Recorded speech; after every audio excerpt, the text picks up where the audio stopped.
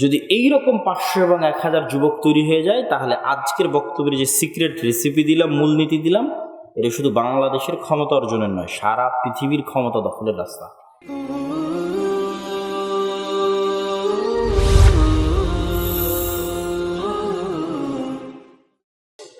আসসালামু আলাইকুম ওয়া রাহমাতুল্লাহি ওয়া বারাকাতুহু।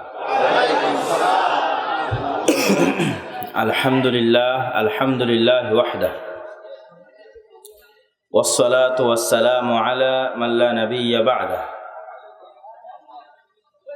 যাবতীয় প্রশংসা, হামদ ও সানা মহান আল্লাহর জন্য। সকলে বলি আলহামদুলিল্লাহ। দরুদ ও সালাম বর্ষিত হোক পৃথিবীর সর্বশেষ ও সর্বশ্রেষ্ঠ রাসূল আহমদ মুহাম্মদ মুস্তাফা সাল্লাল্লাহু আলাইহি ওয়াসাল্লামের প্রতি। প্রিয় উপস্থিতি ও মুসল্লিবৃন্দ, এখানে উপস্থিত হওয়ার পর আমার পূর্বে যিনি কথা বলছিলেন, তিনি যে ঘোষণাটি দিলেন, এই ঘোষণাটি আমাকে খুবই ভালো লেগেছে। এই জন্য যে আমি কোথাও 1 ঘন্টা বক্তব্য দেওয়ার চাইতে, কোথাও না, সারা বাংলাদেশের প্রত্যেকটা থানাতেও যদি আমি 1 ঘন্টা করে বক্তব্য দিই, তবুও ধরেন বাংলাদেশে যদি 600 উপজেলা থাকে, 600 উপজেলাতে 600 দিন বক্তব্য দিলাম। এটার চাইতে আমার কাছে বেশি খুশির যে একটা মসজিদে মক্তব চলে, আলহামদুলিল্লাহ, বেশি আনন্দের। কেননা ওই 600টা উপজেলায় গিয়ে 1 ঘন্টা বক্তব্য দিয়ে আমি মানুষকে কিছু শিখাতে পারবো না। বক্তব্য দিয়ে উদ্বুদ্ধ করা যায়, শেখানো যায় না। বক্তব্য দিয়ে মোটিভেশন দেওয়া যায়, শেখানো যায় না। আপনাকে আগ্রহী করা যেতে পারে শেখানোর জন্য, কিন্তু বক্তব্যে শেখানো সম্ভব নয়। শিখতে হলে আপনাকে মসজিদেই যেতে হবে, মক্তবে যেতে হবে, মাদ্রাসাতেই যেতে হবে, শিক্ষা ওখানে। তাহলে এরকম 1 ঘন্টা বক্তব্য দিয়ে আমি লক্ষ মানুষকে খালি উদ্বুদ্ধই করলাম। আর একটা মক্তবে একটা বাচ্চা বলল যে কতজন বাচ্চা কোরআন হাতে নিয়েছে? 14 জন। 14 জন বাচ্চা শিখে, ওরা শুধু কোরআনই হাতে নেয়নি, ওরা যদি টিচার যদি আমাদের দাওয়া ইলাল্লাহর প্রশিক্ষণ প্রাপ্ত হয়ে থাকে, মাশাআল্লাহ, তাহলে আদর্শ শিক্ষায় নবীদের যে জীবনীগুলো দেওয়া আছে, যে আদব এবং শিষ্টাচার দেওয়া আছে, যে দোয়াগুলো শেখানো আছে, যে আকীদার আলোচনাগুলো করা আছে, এগুলো সবই বাচ্চারা শিখেছে। বলেন আল্লাহু আকবার। এটাই বীজ, এখন ওদের মাথায় যেভাবে ঢুকবে এটাই মরা পর্যন্ত মনে থাকবে। এই বাচ্চাগুলো যে কোরআন শিখলো এবং দিন শিখলো, এটা আমার এরকম সারা বাংলাদেশে আজকে যে 2500 বক্তব্য দিলাম, এখানে বক্তব্য দিলাম, এর চেয়ে শ্রেষ্ঠ, এর চেয়ে নেকির কাজ, এর চেয়ে উত্তম কাজ। কিন্তু ওইটাই জাতিকে বুঝাতে আমি ব্যর্থ। আমার পক্ষে বোঝানো সম্ভব হয়নি, হচ্ছে না। কতদিনে বোঝানো যাবে আল্লাহ সুবহানাহু ওয়া তাআলা ভালো জানে। একটা ইউনিয়নে সেই দিন গেলাম গতকালকে, তো বলতেছে এখন পর্যন্ত ওই ইউনিয়নে 14টা জালসা হয়েছে। এই সিজনে এখন মতো কয়টা জালসা হয়েছে? এখনো তো রমজান আসেনি। তাহলে রমজান আসতে আসতে ধারণা করা যাচ্ছে যে অন্তত 30টা জালসা হতে পারে একটা ইউনিয়ন। একটা ইউনিয়নে গ্রামই কয়টা আছে? তার মানে প্রত্যেক গ্রামে একটা করে জালসা হয়েছে। যে মক্তবগুলোর খোঁজ নেন, বেহাল অবস্থা। মক্তবের শিক্ষকের বেতন নাই, মক্তবের সিলেবাস নাই, মক্তবে যেন ছাত্রছাত্রীর উপস্থিত হয় তার জন্য কোনো পুরস্কার নাই, তার জন্য কোনো চেষ্টা নাই, কোনো আগ্রহ নাই। সবাই মিলে টাকা আদায় করে প্যান্ডেলের পিছনে খরচ করে দিল, হুজুরকে হাদিয়া দিয়ে দিল, আর খাওয়া দাওয়া করে উড়িয়ে শেষ করে দিল। শিক্ষার পিছনে বিনিয়োগ নাই। অথবা যা একটা আদায় সাদাই হলো, সে আদায় সাদাই দিয়ে এসি কিনলো, ফ্রিজ কিনলো, টাইলস কিনলো, ফ্যান কিনলো, দিয়ে মসজিদকে একদম স্বর্ণ দিয়ে বানিয়ে দিল। ভাই শিক্ষা কই? তোমার এই মসজিদে মুসল্লি থাকবে না যদি স্বর্ণ দিয়ে মসজিদ বানাও, তাও মুসল্লি থাকবে না যদি মক্তব না চলে। 50 বছর পর মুসল্লি হারিয়ে যাবে। আর মসজিদ যদি টিনেরও হয়, কুড়ে ঘরেরও হয়, শিক্ষা যদি মানসম্মত হয়, তাহলে ওই রকম আরো 1000 মসজিদ তৈরি করার মতো রাস্তা তৈরি হয়ে যাবে। শিক্ষার চেয়ে গুরুত্বপূর্ণ কিছুই নাই পৃথিবীতে, জ্ঞানের চেয়ে গুরুত্বপূর্ণ কিছুই নাই। রাসূলুল্লাহ সাল্লাল্লাহু আলাইহি ওয়াসাল্লাম মসজিদে নববীর ওই ভাঙ্গা শীতল পাটির মসজিদে নববীতে বসে থেকেই সমগ্র পৃথিবী ওমর ইবনুল খাত্তাব শাসন করলো। রাসূল সাল্লাল্লাহু আলাইহি ওয়াসাল্লাম সাহাবীদের শিখিয়ে গেলেন। এগুলো সব জ্ঞান, কোরআন এবং হাদিসের জ্ঞান। এই জন্য আমি আপনাদের আবারও আজকে উদ্বুদ্ধ করছি যে আমার খুবই ভালো লাগলো যে আজকে এখানে উপস্থিত হওয়ার পর দেখলাম মক্তব চলে, দাওয়া ইলাল্লাহর সিলেবাস অনুযায়ী চলে। আবার বাচ্চারা এখানে এবছরে কোরআনও ধরেছে। আবার এই সমস্ত বাচ্চারাদের মধ্যে একজন মক্তব অলিম্পিয়াড 2026, যেটা এনটিভিতে পরিচালিত হবে, আমাদের পক্ষ থেকে আয়োজিত। সারা দেশব্যাপী প্রথম রাউন্ডের পরীক্ষায় যারা উত্তীর্ণ হয়েছে মোটামুটি 40 জন, তাদের নিয়ে দ্বিতীয় রাউন্ডের প্রশিক্ষণ চলতেছে এখন জামিয়া সালাফিয়া ডাঙ্গিপাড়া পবা রাজশাহীতে। তো এখানে কোনো মাদ্রাসার ছাত্রদের পারফরমেন্স বা আমাদের জামিয়া সালাফের ছাত্রদের পারফরমেন্স এরকম না। এই রকম গ্রামে গঞ্জে প্রত্যন্ত অঞ্চলে গড়ে ওঠা মসজিদের মক্তব, সে মক্তবের শিক্ষার্থী, তাদের প্রতি ফোকাস, এই ফোকাসটা তাদের প্রতি দেওয়ার উদ্দেশ্যই হচ্ছে সবাই এই জিনিসটা বুঝতে শিখুক যে না, আমাদের গোড়ায় হাত দিতে হবে, সেটা হচ্ছে মক্তব। আমি বলতেছি রাষ্ট্রে ইসলাম প্রতিষ্ঠা করব, আগে তাহলে মক্তব প্রতিষ্ঠা করতে হবে। শতভাগ মুসলমানের সন্তানকে কোরআন দিন শেখাতে হবে, শতভাগ। তো ফলত আপনাদের কাছে আবার উদাত্ত আহ্বান জানাই যে এই মসজিদকে দেখে, উত্তর নাল্লাপল্লা কেন্দ্রীয় জামি মসজিদ, এই মসজিদকে দেখে যারা আপনারা বিভিন্ন অঞ্চল থেকে এসেছেন তারাও নিজ নিজ মসজিদে মক্তবের প্রতি গুরুত্ব দেন এবং দাওয়া ইলাল্লাহর সিলেবাসে আপনাদের শিক্ষককে ট্রেনিং করিয়ে আপনার এলাকায় মক্তবের প্রতি গুরুত্ব দেন। কিভাবে মক্তবের শিক্ষার্থী ধরে রাখা যায়, কিভাবে মক্তবের শিক্ষার্থী আরও বাড়ানো যায়, ওটাই সবচেয়ে বড় দাওয়াতি কাজ, ওটাই সবচেয়ে বড় দাওয়াতি কাজ। সম্মানিত উপস্থিতি, আজকের যেটা আমার বক্তব্যের বিষয়বস্তু সেটা হচ্ছে, যেহেতু অনেক রাত হয়ে গেছে, গভীর রাতে কথা বলা উচিত নয়, 40 থেকে 50 মিনিটের মধ্যে আমার বক্তব্য গুটিয়ে নিয়ে আসব। বক্তব্যের বিষয়বস্তু হচ্ছে উম্মতে মুহাম্মাদির গোলামি থেকে মুক্তির রাস্তা কি।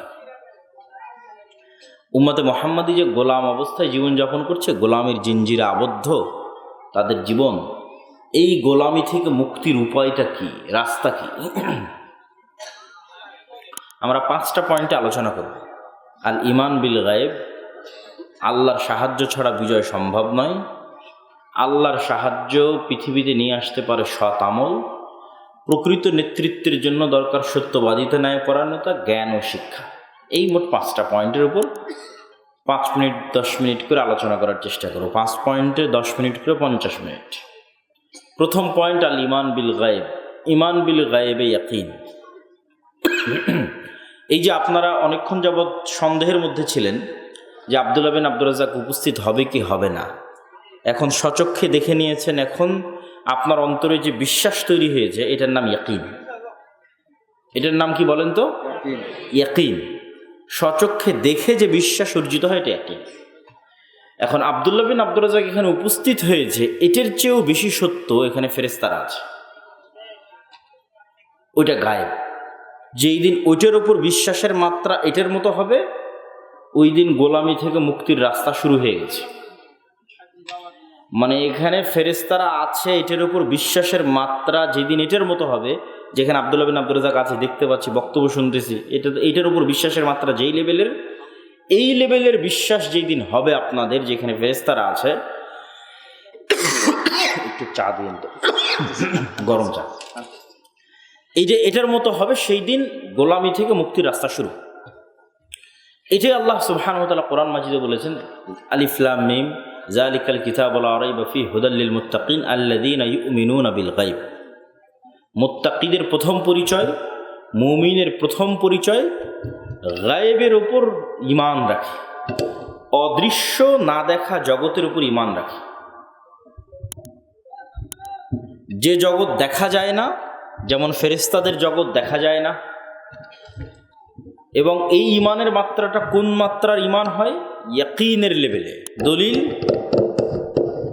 ঠিক আছে, ঠিক আছে। ওরই ধারাবাহিকতায় আল্লাহ সুবহানাহু ওয়া তাআলা বলছেন, ওয়াবিল আখিরাতি হুম ইউকিনুন। পরকালের উপর তারা ইয়াকিন রাখে। পরকাল কিন্তু গায়েব। কবরের আযাব আমরা কেউ দেখিনি, জান্নাত জাহান্নাম আমরা কেউ দেখিনি।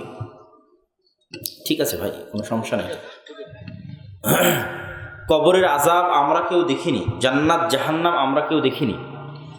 তো কবরের আযাব এবং জান্নাত জাহান্নাম দেখিনি মানে এটা গায়েব।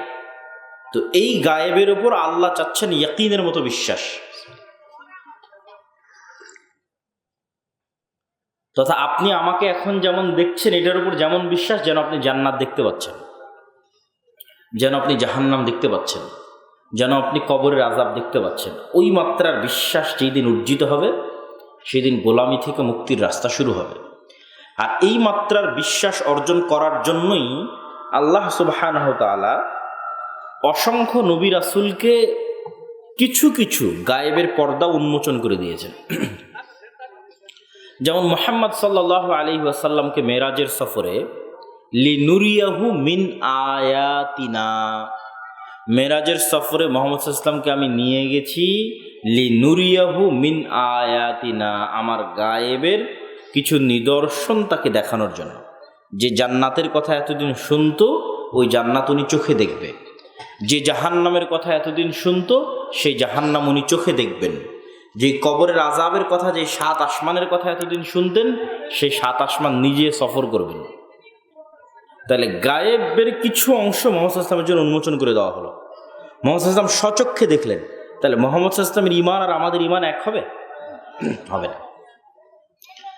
তো মুহাম্মদ সাল্লাল্লাহু আলাইহি ওয়াসাল্লাম যেহেতু নেতা, উম্মতের নেতা, সেহেতু তার ইয়াকিন লাগবেই, গায়েবে ইয়াকিন লাগবে। ইয়াকিন অর্জনের জন্য তাকে কিছু গায়েব দেখানো হচ্ছে। যেমন ঈসা আলাইহিস সালাতু ওয়াস সালাম, আমরা কি কখনো মৃতকে জীবিত হতে দেখেছি? আমরা কখনো মৃতকে জীবিত হতে দেখিনি, এটা গায়েব। আর ঈসা আলাইহিস সালামের মুজিজাই হচ্ছে উনি যে কোনো মৃত ব্যক্তির গায়ে হাত দিয়ে বিসমিল্লাহ বিইজনিল্লাহ বললে মৃত ব্যক্তি জীবিত হয়ে যেত। এরকম মাটি খাবল দিয়ে হাতে ধরে বিসমিল্লাহ বলে ফু দিলে মাটি থেকে পাখি হয়ে আকাশে উড়ে যেত। তাহলে এটা আমাদের জন্য গায়েব, ওইটাই ঈসা আলাইহিস সালামের জন্য মুজিজা। তাহলে ঈসা আলাইহিস সালামের ঈমান আর আমাদের ঈমান এক হবে না, ওনার ইয়াকিন অর্জন হয়েছে। তো আমাদেরও গোলামি থেকে মুক্তি অর্জন করতে হলে চেষ্টা করতে হবে ইয়াকিন অর্জন করার। গায়েবের উপর ইয়াকিন, অদৃশ্য জগতের উপর ইয়াকিন, এটা ছাড়া গোলামি থেকে মুক্তি সম্ভব নয়। মুসা আলাইহিস সালাতু ওয়াস সালাম, এবার প্র্যাকটিক্যাল উদাহরণ, বাস্তব উদাহরণ। মুসা আলাইহিস সালাতু ওয়াস সালাম যেই লেভেলের নিরীহ অসহায় ছিলেন, দুর্বল ছিলেন, ফেরাউনের তুলনায় আজকের গাজার মুসলমানেরা ইসরায়েলের তুলনায় অত দুর্বল নয়। আজকের সমগ্র পৃথিবীর মুসলমানেরা আমেরিকার তুলনায় অত দুর্বল নয়। আজ থেকে 3000-4000 বছর আগে বানু ইসরাইল এবং মুসা আলাইহিস সালাতু ওয়াস সালাম ফেরাউনের তুলনায় যত দুর্বল ছিলেন। শুধু তাই নয়, মুসা আলাইহিস সালাতু ওয়াস সালামকে যখন আল্লাহ বললেন ইযহাব ইলা ফিরআউন ইন্নাহু তাগা, যাও ফেরাউনের কাছে দাওয়াত দাও, ওই দিন মুসা আলাইহিস সালাম ফেরাউনের তুলনায় যা দুর্বল, আপনাদের এই নাল্লা পল্লার একজন সাধারণ কৃষককে যদি বলি যাও আমেরিকার প্রেসিডেন্ট ডোনাল্ড ট্রাম্পকে দাওয়াত দাও, তো এই সাধারণ কৃষক আমেরিকার প্রেসিডেন্টের তুলনায় যা দুর্বল, আজ থেকে 3000-4000 বছর আগে মুসা আলাইহিস সালাম ফেরাউনের তুলনায় তার চেয়ে বেশি দুর্বল। এটা আমি এমনি বলতেছি না, আপনাকে বুঝাবো কেন বেশি দুর্বল। ধরেন আপনার এই নাল্লাপল্লার যে কৃষককে বললাম তুমি যাও আজকে আমেরিকা দাওয়াত দিতে হবে, এমন সময় এই লোককে আমি যেতে বলছি যখন আমেরিকার আদালতে তার নামে মৃত্যুদণ্ড হয়ে আছে। তাহলে মুসা আলাইহিস সালামকে যখন মিশরে যেতে বলছে তখন মিশরের আদালতে, ফেরাউনের আদালতে মুসা আলাইহিস সালামের নামে কি জারি হয়ে আছে? মৃত্যুদণ্ড, ফাঁসির আদেশ জারি হয়ে আছে। টাইমিংটা বুঝেন, সিচুয়েশন বুঝেন, কেন বলছি মুসা আলাইহিস সালাম বেশি দুর্বল। 2 নম্বর, এমন সময় আমি নাল্লাপল্লার এই মানুষটাকে যেতে বলতেছি আমাদের এই নাল্লাপল্লা থেকে আমেরিকায় দাওয়াত দেওয়ার জন্য, যখন ও নিজ এলাকা থেকে পলাতক। ধরেন পালিয়ে দিল্লিতে, মুম্বাইয়ে, করাচিতে, পাকিস্তানে, দুবাইয়ে কোথাও পালিয়ে আছে। তো মুসা আলাইহিস সালামকে যখন বলা হচ্ছে তখন উনি ওনার নিজ এলাকা থেকে পলাতক, মৃত্যু ভয়েই পালিয়েছে। 3, গত 16 বছরের অনেক পলাতক আসামি তো আলিশান জীবনযাপন করছে কানাডা, লন্ডন, দুবাইয়ে। মুসা আলাইহিস সালাতু ওয়াস সালাম যখন পলাতক তখন তিনি মানুষের বাড়ির কাজের লোক, ভেড়া এবং ছাগলের পালের রক্ষক, রাখাল। তাহলে আমাদের নাল্লাপল্লার এই লোকটা এখন পলাতক অবস্থায় দিল্লিতে, মুম্বাইয়ে, দুবাইয়ে, করাচিতে কোনো একটা মানুষের বাড়িতে কাজ করতেছে, এদিকে আমেরিকার আদালতে ওর নামে ফাঁসি হয়ে আছে। তখন ওকে বলতেছে যে তুমি এখন যাও, তোমাকে আমেরিকায় ডোনাল্ড ট্রাম্পের ওখানে দাওয়াত দিতে হবে। তাহলে আপনি সিচুয়েশন বুঝেন মুসা আলাইহিস সালাম কত দুর্বল। আরও একটা পয়েন্ট আছে মুসা আলাইহিস সালামের দুর্বলতা বোঝার জন্য। এই নাল্লাপল্লার এই মানুষটার জাতীয় পরিচয়পত্র আছে, পাসপোর্ট আছে, অনেক কিছু আছে, এর আত্মীয় স্বজন আছে, নিজের জমি জায়গা আছে, এর পাশে দাঁড়াতে পারবে বিপদে। আর মুসা আলাইহিস সালাম এমন গোলাম জাতির মেম্বার, এমন গোলাম কওমের সদস্য, যার মা পরিচয় দিতে পারেনি এটা আমার সন্তান। ইউযাব্বিহুনা আবনাআকুম ওয়া ইস্তাহইয়ুনা নিসাআকুম ওয়া ফি যালিকুম বালাউম মির রাব্বিকুম আযীম ওয়া ইয নাজ্জায়নাকুম মিন আলি ফিরআউন ইয়াসুমুনাকুম সুআল আযাব ইউযাব্বিহুনা আবনাআকুম ওয়া ইস্তাহইয়ুনা নিসাআকুম ইলা আখিরিল আয়াহ। স্মরণ করো সেই দিনের কথা যেই দিন আমি তোমাদেরকে ফেরাউনের কবল থেকে বাঁচিয়েছি। কোন ফেরাউন? যেই ফেরাউন তোমাদের ছোট ছোট বাচ্চাদের জবাই করত, ছেলে সন্তানদের, মেয়ে সন্তানদের বাঁচিয়ে রাখত। তাহলে মুসা আলাইহিস সালাতু ওয়াস সালামের পাশে দাঁড়ানোর মতো কেউ আছে? কেউ নাই। ওনার জাতি এত গোলাম, কথা বলার মতো কেউ নাই। কেউ ফেরাউনের বিরুদ্ধে দাঁড়িয়ে বলবে যে ফেরাউন কেন তুমি মুসার সাথে এরকম করতেছো, এই কথা বলার মতো কেউ নাই। তাহলে কতটা অসহায় এবং নিরীহ অবস্থায় মুসা আলাইহিস সালাতু ওয়াস সালাম আছে। মুসা আলাইহিস সালাতু ওয়াস সালামের সিচুয়েশন যদি আপনি একবার বুঝেন তাহলে বুঝবেন যে ফেরাউনের পরাজয় বহু পরের কথা। মুসা আলাইহিস সালাম ফেরাউনের সামনে গিয়ে দাঁড়াবে, মিশরে ফিরে যাবে, এটাই অসম্ভব। তো এই অসম্ভব সম্ভব হবে একটা রাস্তা আছে, যেই পয়েন্টে আমরা আলোচনা করছি, ঈমান বিল গায়েব। যদি মুসা আলাইহিস সালাতু ওয়াস সালামের ঈমান গায়েবের উপর ইয়াকিনের স্তরে পৌঁছে যায় তাহলে উনি পারবে। এটাই রাস্তা, যেটা আমাদের দলিল, যে আমাদের সিচুয়েশনও বানু ইসরাইলের মতো, আমাদের উম্মতে মুহাম্মাদির বর্তমান সিচুয়েশন বানু ইসরাইলের মতো। তো মুসা আলাইহিস সালাতু ওয়াস সালামের অন্তরে ঈমান বিল গায়েবে ইয়াকিন তৈরি করার জন্য আল্লাহ সুবহানাহু ওয়া তাআলা বলছেন, মুসা তোমার হাতে কি? তো বলে আসায়া, আমার হাতে লাঠি। তো বলে কি করো? আমি এটা দিয়ে এই কাজ করি। তো তোমার এই লাঠি ছাড়ো, ছাড়তেই সেটা সাপ হয়ে গেল। তো জাদুকরদের লাঠিও কিন্তু সাপ হয়েছিল।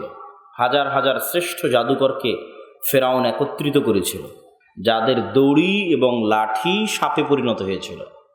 তো এখন মুসা আলাইহিস সালাতু ওয়াস সালামের লাঠি সাপ হওয়াতে জাদুকরেরা কেন সিজদায় পড়ে গেল? জাদুকরেরা সিজদায় পড়ে গেল কেন? এটা বুঝলে আপনি গায়েবে ইয়াকিনের যে কথা আমি বলতেছি মুসা আলাইহিস সালাতু ওয়াস সালামের, এটা ধরতে পারবেন, বুঝে ফেলবেন। আজকের আধুনিক বিজ্ঞানে যদি এই চায়ের কাপটা আমি ডিজাইন করি সিনেমাটোগ্রাফি দিয়ে, 3D অ্যানিমেশন দিয়ে, এই চায়ের কাপটাকে ডিজাইনের মধ্যে, ভিডিওর মধ্যে আমি সাপ বানিয়ে দিতে পারবো। ভিডিওর মধ্যে, ডিজাইনের মধ্যে ঘুরতে ঘুরতে ঘুরতে ঘুরতে দেখবেন এই চায়ের কাপটা সাপ হয়ে গেছে, ডিজাইনের মধ্যে, ভিডিওর মধ্যে, সিনেমাটোগ্রাফির মধ্যে, 3D অ্যানিমেশন দিয়ে। শুধু তাই নয়, যদি আপনার চোখে একটা চশমা দিই, 3D চশমা, তাহলে আপনি দেখবেন সামনের স্ক্রিন থেকে সাপটা বের হয়ে এসে আপনাকে ছোবল মারতেছে। আপনি ভয় পেয়ে যাবেন, আরে সত্যি আমাকে ছোবল মারলো নাকি? কিন্তু চশমা খুলে দেখবেন যে না, স্ক্রিনের মধ্যেই আছে। তো এই যে আজকের আধুনিক প্রযুক্তিতে আমি এই একটা চায়ের কাপকে সাপের মতো দেখিয়ে দিচ্ছি, করে ফেলতেছি, এবং মানুষের চোখেও মনে হচ্ছে দিল আমাকে ছোবল, মানুষও ভয় পাচ্ছে। এই রকমই চোখের ভেলকি জাদুকরী কোনো প্রযুক্তি দিয়ে জাদুকরেরা তাদের লাঠি এবং দড়িকে সাপে পরিণত করেছিল। কিন্তু আজকের যুগে কেউ কি বাস্তবে এই চায়ের কাপকে সাপ বানাতে পারবে? বাস্তবে যে আমার পুকুরে যে সাপটা ঘুরে বেড়াচ্ছে, বিলে যে সাপটা ঘুরে বেড়াচ্ছে, এই চায়ের কাপটা ওই সাপ হয়ে যাবে। এটা আজকের এই উন্নত আধুনিক বিশ্বে যেমন অসম্ভব, আজ থেকে 3000-4000 বছর আগে ওই সমস্ত শ্রেষ্ঠতম জাদুকরদের কাছে অসম্ভব। যে পুকুরে যে সাপ ঘুরে বেড়াচ্ছে, আল্লাহর সৃষ্টি করা সাপ, আমার এই লাঠি আল্লাহর সৃষ্টি সাপে পরিণত হয়ে যাবে, এটা অসম্ভব। এটার কোনো রাস্তাই নাই পৃথিবীতে। আমি যেমন আজকের আধুনিক প্রযুক্তি দিয়ে চোখের ভেলকিতে দেখিয়ে দিচ্ছি যে সাপ তোমাকে মনে হয় ছোবল দিল, ওরাও চোখের ভেলকিতে জাদুকরী প্রযুক্তিতে দেখিয়ে দিয়েছে যে হ্যাঁ, আমার দড়িটা সাপের মতো লাগতেছে। কিন্তু পুকুরে, বিলে, নদীতে, নীল নদে যে সাপ ঘুরে বেড়াচ্ছে, ওই সাপ এটাকে বানাতে পারবে না। আর মুসা আলাইহিস সালাতু ওয়াস সালাম যেই লাঠি ছেড়ে যেই সাপ তৈরি করেছে, ওটা আস্ত, জ্যান্ত, জীবন্ত আল্লাহর সৃষ্টি করা যেই সাপ নদীতে নালায় ঘুরে বেড়াচ্ছে ওই সাপে পরিণত হয়ে গেছে। এইটা তো জাদুকরদের জাদু দিয়েও সম্ভব নয়, আজকের আধুনিক প্রযুক্তি দিয়েও সম্ভব নয়। তো এটার মাধ্যমে আল্লাহ সুবহানাহু ওয়া তাআলা মুসা আলাইহিস সালাতু ওয়াস সালামের কলবে গায়েবের উপর ঈমানের স্তরটা ইয়াকিনের লেভেলে নিয়ে যাওয়ার জন্য, যাতে মুসা আলাইহিস সালাতু ওয়াস সালামের অন্তরে একটা বাক্য ঢুকে যায়, যেই বাক্যটা হচ্ছে লা হাওলা ওয়ালা কুওয়াতা ইল্লা বিল্লাহ। লা হাওলা ওয়ালা কুওয়াতা ইল্লা বিল্লাহ, এটার অর্থ আপনি যদি মনে করেন যে ফেরাউনের শক্তি আল্লাহর শক্তির চেয়ে দুর্বল, অনুবাদ ঠিক হবে না। আপনি যদি মনে করেন ফেরাউনের শক্তি আল্লাহর শক্তির চেয়ে কমজোর, একটু ডান পাশে আমাদের স্বেচ্ছাসেবক ভাইদের উদাত্ত আহ্বান জানাবো কোনো সমস্যা থাকলে দেখার জন্য, অথবা দূরে গিয়ে সমস্যা করুক। এই আলোচনার মাঠের মধ্যে আলোচনার পাশে ডিস্টার্ব দেওয়া যাবে না বক্তব্যে।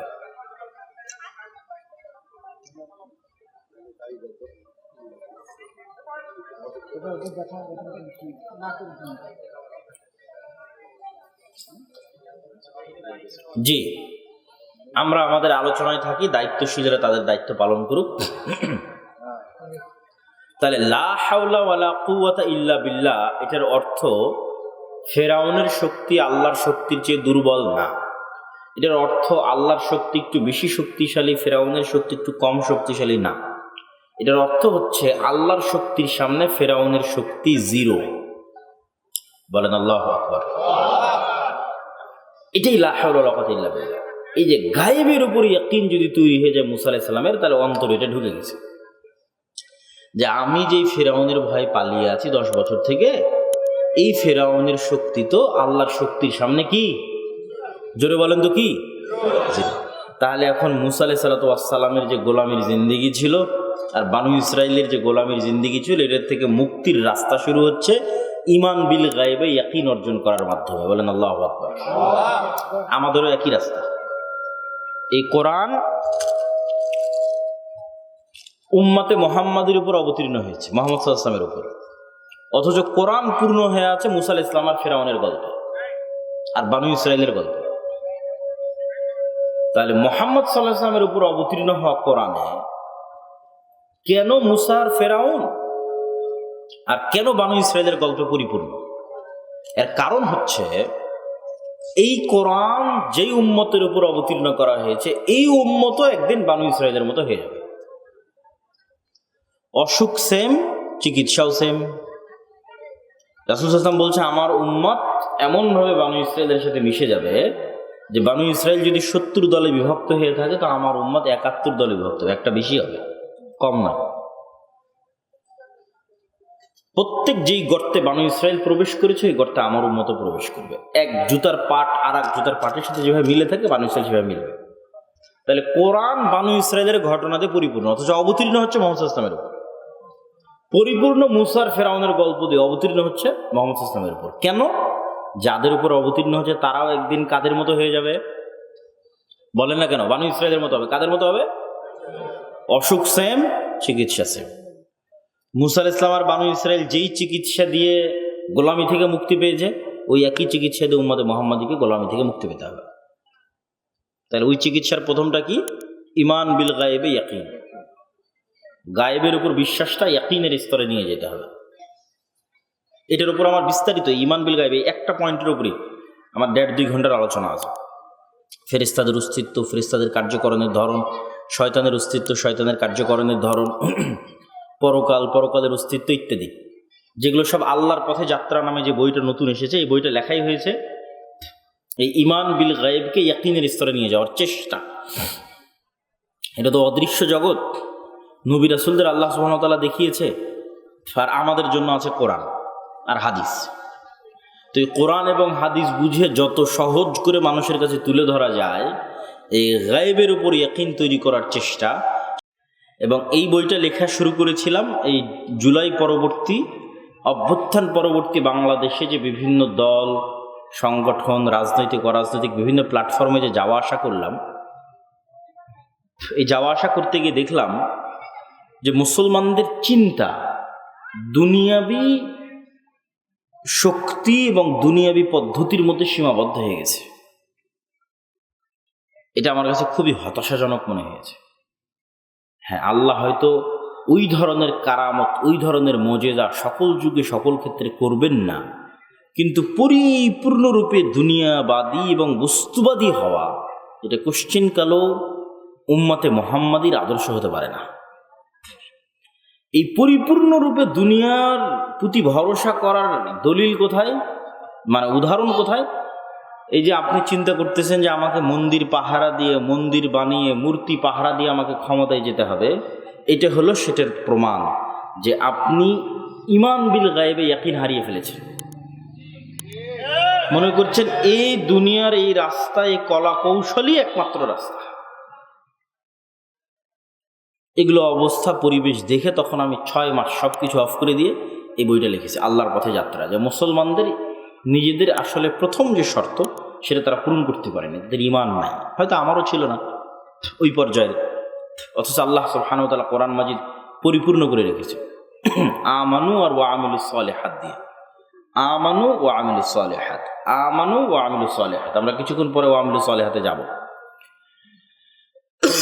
একটা পয়েন্টের আলোচনা শেষ। পয়েন্ট নাম্বার 2, আল্লাহর সাহায্য ছাড়া বিজয় সম্ভব নয়।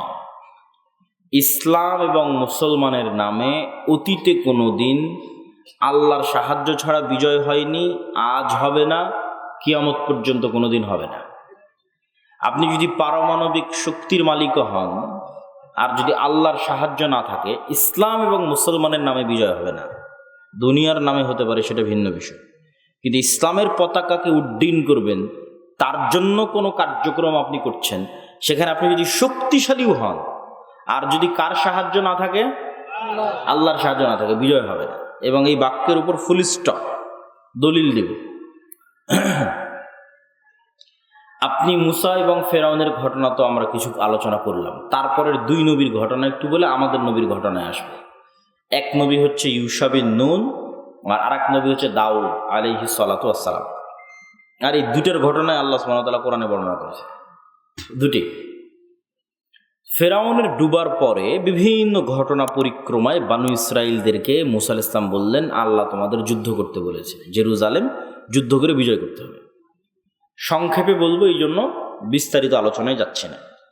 তো বানু ইসরাইল বলল, ইন্না ফিহা কওমান জাব্বারিন লান নাদখুলা ফিহা হাত্তা ইয়াখরুজু মিনহা, যে এই জেরুজালেমে আমালেকা গোত্র আছে। ইতিহাসে লেখা আছে যে এদের এক একজনের দেহ, বডি, শরীর 30-40 তালার সমান লম্বা। আর যারা মুসা আলাইহিস সালাতু ওয়াস সালাম এবং বানু ইসরাইল, তাদের সাথে যারা, তাদের শরীর এবং দেহ তাদের চেয়ে অনেক ছোট। তো এই কারণে তারা বলছে ইন্না ফিহা কওমান জাব্বারিন, যেখানে অনেক শক্তিশালী দেহের অধিকারী একটা জাতি বসবাস করে, এদের সাথে আমাদের যুদ্ধ জীবনও সম্ভব নয়। ইজহাব আনতা ওয়া রাব্বুকা ফাকাতিলা, মুসা তুমি আর তোমার আল্লাহকে যুদ্ধ করো। তখন শুধু 2 জন মানুষ যাদের ঈমান বিল গায়ব মজবুত ছিল, ইয়াকিনের লেভেলে ছিল, হারুন আর ইউশা বিন নুন। এরা 2 জন বলল যে তোমরা আল্লাহর উপর ভরসা করে উদখুলু ফিহা, তোমরা আল্লাহর উপর ভরসা করে এই শহর জেরুজালেমের দিকে এগিয়ে যাও, আল্লাহ তোমাদের বিজয় দান করবে আল্লাহর সাহায্যে। কিন্তু বানু ইসরাইল কথা শোনেনি। তো আল্লাহ 40 বছরের আযাব দিল। ইয়াতিহুনা ফিল আরদি 40 সানা, 40 বছর মরুভূমির মধ্যে পাগলের মতো ঘুরপাক খাবে। ওই মরুভূমি এখনো আছে। মিশর থেকে জেরুজালেম যেতে, মিশর থেকে গাজায় যেতে, মিশর থেকে ফিলিস্তিন যেতে হাতের ডানে পড়বে, মিশর থেকে যদি ফিলিস্তিনের দিকে মুখ করি হাতের ডানে পড়বে সৌদি আরব, আর সামনে পড়বে ফিলিস্তিন, ইসরায়েল, জেরুজালেম, আর হাতের বামে পড়বে ভূমধ্য সাগর। তো এই মিশর, এই ফিলিস্তিন, জেরুজালেম, ইসরায়েল আর এই সৌদি আরব, এই 3 দেশের মধ্যে বিশাল মরুভূমি, সিনাই মরুভূমি। এখনও যদি আপনি গুগল ম্যাপে ঢোকেন তাহলে দেখবেন এটা বিশাল মরুভূমি। এই মরুভূমির মধ্যেই তুর পাহাড় আছে। আপনি যদি গুগল ম্যাপে সার্চ দিয়ে লেখেন যে জাবালে তুর, ঠিক আছে, মাউন্টেন অফ তুর, এই সিনাই মরুভূমির মধ্যে তুর পাহাড় আছে। এই তুর পাহাড়ের আশেপাশেই মুসা আলাইহিস সালাতু ওয়াস সালাম বানু ইসরায়েলদের নিয়ে ঘুরপাক খাচ্ছিলেন ফেরাউনের ডুবে যাওয়ার পরে, লোহিত সাগরে ফেরাউনের ডুবে যাওয়ার পরে। তাহলে ওই মরুভূমি এখনো আছে। তো 40 বছর এই মরুভূমির মধ্যে এরা ঘুরপাক খায়।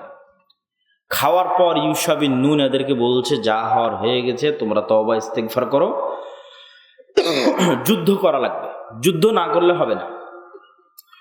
তো যুদ্ধ শুরু হলো। শুক্রবারের দিন বিকেলবেলা সূর্য ডুবার কিছু পূর্বে ইউশা বিন নুন দেখছে যে আর যদি 4-5 ঘন্টা যুদ্ধ করা যায় যুদ্ধে জিততে পারবো, কিন্তু সূর্য ডুবে গেলে শনিবার শুরু হবে, আর শনিবারের দিন মুসা আলাইহিস সালামের দিনে যুদ্ধ বিগ্রহ হারাম। তো এখন আধা ঘন্টা 1 ঘন্টার মধ্যে সূর্য ডুবে গেলে যুদ্ধ বন্ধ করতে হবে। আর এই বন্ধ হওয়া যুদ্ধ আবার রবিবারে শুরু করে জিততে পারবো কিনা আল্লাহ জানে। তো এখন ইউশা বিন নুন চিন্তা করলো যে যুদ্ধ যদি এখনই শেষ করতে চায় একটা রাস্তা আছে, সেটা হচ্ছে সূর্যকে থামিয়ে দিতে হবে। চিন্তা করা যায় যে মানুষের মাথায় এই বুদ্ধি আসতে পারে যে আমি যুদ্ধ জিতবো, আরও 5-6 ঘন্টা সময় দরকার, এই 5-6 ঘন্টা সময়ের জন্য আমি এখন কি করব, সূর্য থামিয়ে দেব। এটাই হলো গায়বে ইয়াকিন থাকার ফল, যে ইউশা বিন নুনের ইমানের স্তরটা কোন লেভেলে, ইমান বিল গায়বের স্তরটা কোন লেভেলে, যে সে আল্লাহকে বলছে আল্লাহ আপনি সূর্যকে থামিয়ে দেন। আর সহিহ বুখারীর রিওয়ায়াত হচ্ছে আল্লাহ সুবহানাহু ওয়া তাআলা পৃথিবীর ইতিহাসে প্রথমবারের মতো সূর্যকে থামিয়ে দিলেন। আল্লাহ। তো বান্দার ইমান যেমন আল্লাহর সহযোগিতা তেমন। তো ওই যে বানু ইসরাইল বলল ইন্না ফিহা কওমান জাব্বারিন, এত শক্তিশালী জাতির বিরুদ্ধে পারবো না, দুর্বল। তো জিতলো, পারলো কার সাহায্যে? এটাই আমাদের 2 নম্বর পয়েন্ট, যে আল্লাহর সাহায্য ছাড়া ইসলাম এবং মুসলমানদের বিজয় হয় না, হয়নি, হবে না। ইতিহাস নাম্বার 2, এটাও কোরআনে আছে। দাউদ আলাইহিস সালাতু ওয়াস সালাম, তলুত এবং জালুতের ঘটনা। ওই যুদ্ধে দাউদ আলাইহিস সালাম অংশগ্রহণ করেছিলেন, যুবক বয়স, তখনও নবী হননি, 25-30 বছর বয়স হবে। তো আল্লাহ বললেন যে সামনে নদী আছে, এই নদীর পানি পান না করে যারা অতিক্রম করবে তারা যুদ্ধ করবে। মাত্র 300 সামথিং প্লাস মাইনাস পানি পান না করে অতিক্রম করেছে। অতিক্রম করে দেখে যে জালুতের লক্ষাধিক সেনা, আর এরা 300 জন। তো 300 আর লক্ষ, তখন ওদের কথা আল্লাহ কোরআনে উল্লেখ করেছে, লা তাকাতা লানাল ইয়াউমা বিজালুতা ওয়া জুনুদিহি। আরে আজকে তো কোনো যুদ্ধই হবে না, জালুতের এই বিশাল বাহিনীর সামনে আমরা 300 জন কি করব? কারণ কোরআনে আল্লাহ আবার বলছে তাদেরই কয়েকজনের উদ্ধৃতি দিয়ে, কাম মিন ফিআতিন কালিলাতিন গালাবাত ফিআতান কাসীরাতাম বিইজনিল্লাহ। আরে শোনো শোনো শোনো, তোমরা 300 জন হলে কি হবে, আর ওরা 1,00,000 জন হলে কি হবে?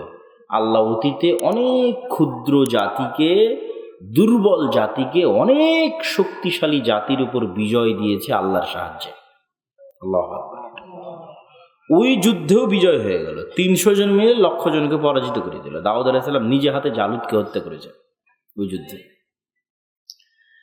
ইতিহাস নাম্বার 3, আমাদের নবী মুহাম্মদ সাল্লাল্লাহু আলাইহি ওয়াসাল্লাম, বদর, উহুদ, খন্দক, হুনাইন, 4টা যুদ্ধের শুধু সামারি বলবো, দিয়ে এই পয়েন্ট শেষ করে দেব।